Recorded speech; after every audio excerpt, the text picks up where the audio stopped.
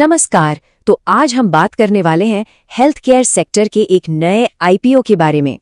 तो अगर किसी को इसमें पैसा लगाना है तो कम से कम 13,824 रुपए का निवेश करना होगा। पर सबसे बड़ा सवाल तो यही है कि क्या ये नई हेल्थ केयर कंपनी एक सेहतमंद इन्वेस्टमेंट है? चलिए इसी सवाल का जवाब ढूंढते हैं। तो सबसे पहले ये Gujarat kidney and super speciality है कौन? आसान शब्दों में कहें तो ये सेंट्रल गुजरात में mid size multi speciality hospitals की एक रीजनल चेन है। जरा कंपनी के स्केल को समझते हैं। ये 7 अस्पताल और 4 फार्मेसी चलाते हैं। इनके हॉस्पिटल वडोदरा, गोधरा, भरूच जैसी जगहों पर हैं। कुल मिलाकर इनके पास 490 बेड्स हैं। और दिलचस्प बात यह है कि ये कंपनी बहुत पुरानी नहीं है, 2019 में ही शुरू हुई है। अच्छा, तो अब बात करते हैं उन वजहों की जिनके दम पर ये कंपनी इन्वेस्टर्स को अपनी तरफ खींचना चाहती है। मतलब इसकी सबसे बड़ी ताकतें क्या हैं? यहाँ 3 मेन बातें हैं।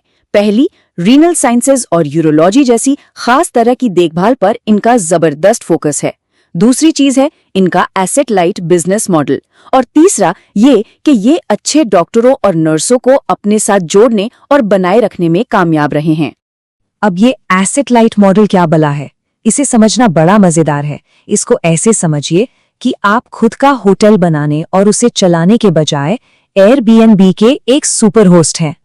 तो अगर इसे ठीक से समझें तो एसेट लाइट मॉडल एक ऐसी बिजनेस स्ट्रैटेजी है जिसमें कंपनी जमीन और बिल्डिंग खरीदने के भारी भरकम खर्च से बचती है और लीज पर ली हुई प्रॉपर्टीज पर अस्पताल चलाती है।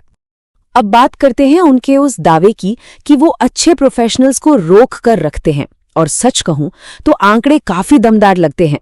वित्त वर्ष 25 में फुल टाइम डॉक्टर्स के नौकरी छोड़ने की दर सिर्फ 2.40% थी और नर्सों के लिए तो ये 1% से भी कम, सिर्फ 0.85% थी। ये नंबर्स वाकई उनके दावे को मजबूत करते हैं।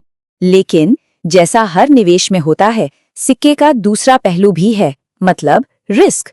तो चलिए अब जरा फाइन प्रिंट पर नजर डालते हैं। सबसे पहली और बड़ी चिंता है कंपनी का ऑपरेटिंग इतिहास, जो कि बहुत ही छोटा है। देखिए, ये 2019 में बनी, लेकिन असल में काम करना शुरू किया 2024 में और बस 1 साल के अंदर ही आईपीओ ले आई। इतने छोटे से टाइम फ्रेम में किसी कंपनी के भविष्य को आंकना बहुत मुश्किल हो जाता है। एक और बड़ा रिस्क है रेवेन्यू का एक जगह सिमटा होना। मतलब कंपनी का करीब 37% रेवेन्यू सिर्फ 2 शहरों से आ रहा है, वडोदरा और गोधरा। ये एक बड़ा ज्योग्राफिकल रिस्क है। और भी कुछ चीजें हैं जिन पर गौर करना जरूरी है, जैसे कि इनको बिल्कुल नए सिरे से अस्पताल बनाने का ज्यादा अनुभव नहीं है। रेवेन्यू के लिए ये इनपेशेंट यानी भर्ती मरीजों पर बहुत ज्यादा निर्भर हैं, 70% से भी ज्यादा। और हाँ, कंपनी और डायरेक्टर्स पर कुछ कानूनी मामले भी चल रहे हैं। ऊपर से 15.35 करोड़ का कर्ज भी है।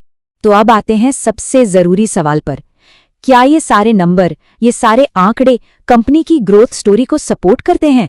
चलिए देखते हैं। ये टेबल ये अपने आप में एक कहानी है। 2023 में रेवेन्यू और प्रॉफिट 0, फिर 2024 में गाड़ी थोड़ी आगे बढ़ी करीब 4.5 करोड़ पर, और फिर 2025 में एक जबरदस्त छलांग, सीधा 40 करोड़ के पार रेवेन्यू और 9.5 करोड़ का प्रॉफिट। सच कहूं तो ये ग्रोथ देखकर कोई भी चौंक जाएगा। और ये बार चार्ट देखिए, ये उस ग्रोथ को और भी साफ साफ दिखा रहा है। ये तो एकदम क्लासिक हॉकी स्टिक कर्व है जो 0 से सीधा आसमान की तरफ जा रहा है। पर बड़ा सवाल यही है, क्या ये रफ्तार बनी रहेगी?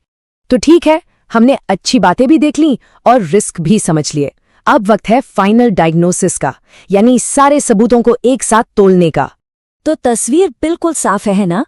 एक तरफ है रॉकेट जैसी तेज हॉकी स्टिक ग्रोथ, एक एफिशिएंट एसेट लाइट मॉडल और एक स्टेबल टीम। और वहीं दूसरी तरफ है कुछ बड़े खतरे, जैसे कि बहुत ही छोटा ऑपरेटिंग इतिहास, एक ही जगह पर बिजनेस का जमावड़ा और नए प्रोजेक्ट्स का कम तजुर्बा।